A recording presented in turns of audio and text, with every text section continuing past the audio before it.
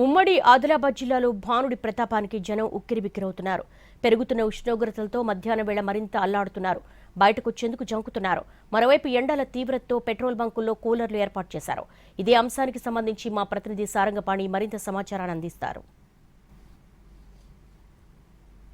ఆదిలాబాద్ ఉమ్మడి జిల్లాలో ఎండలు మండిపోతున్నాయి. విపరీతమైన ఉష్ణోగ్రతలు రోజురోజుకు పెరుగుతున్న నేపథ్యంలో జనం ఇబ్బంది పడుతున్నారు. ఎండబారిన పడి ఆసుపత్రుల పాలవుతున్న పరిస్థితి కనిపిస్తుంది. ఈ మధ్య కాలంలో ఎండతో పాటు విపరీతమైన వడగాళ్ళు వీస్తున్నాయి. దీంతో అడుగు బయట పెట్టాలంటేనే జనం జంకే పరిస్థితి ఉంది. మరోవైపు పెట్రోల్ పంపుల్లో మిషన్లు వేడెక్కే పరిస్థితి ఉంది. దీంతో కూలర్లు సైతం ఏర్పాటు చేశారు. మనం ప్రస్తుతం అయితే చూసుకోవచ్చు, జిల్లా కేంద్రంలోని పెట్రోల్ బంకులో ఈ విధంగా పంపుకి ఏదైతే ఉందో కూలర్లు ఏర్పాటు చేశారు. ఉష్ణోగ్రతలు గత 2-3 రోజులుగా భారీగా నమోదవుతున్నాయి. 42 డిగ్రీలకు చేరువ ఉష్ణోగ్రతలు నమోదైన పరిస్థితి కనిపిస్తుంది. ప్రస్తుతం ఒక పెట్రోల్ పంపుకు సంబంధించిన వాళ్ళు ఉన్నారు, వారితో మాట్లాడించే ప్రయత్నం అయితే చేద్దాం.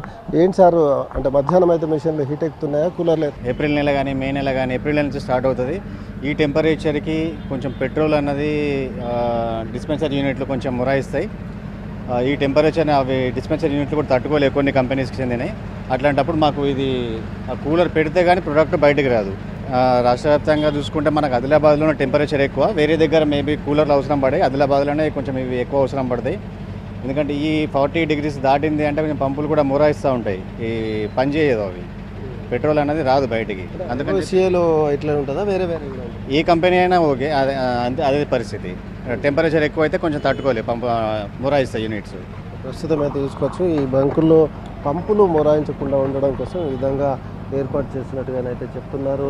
ముఖ్యంగా పెట్రోల్ పంపులకు సంబంధించి ఈ కూలర్లు ఏర్పాటు చేస్తున్నారు. ఈ ఏప్రిల్ మే నెలలో అధిక ఉష్ణోగ్రతలు నమోదవుతుంటాయి కనుక మరి ఆదిలాబాద్ ఉమ్మడి జిల్లాలో మరి ఎక్కువ ఉష్ణోగ్రతలు నమోదవుతాయి. రాష్ట్రంలోనే అత్యధిక ఉష్ణోగ్రతలు ఇక్కడే నమోదవుతాయి కనుక ఈ విధంగా కూలర్లు ఏర్పాటు చేసినట్టుగా పెట్రోల్ బంకుల నిర్వాహకులు అయితే చెప్తున్నారు.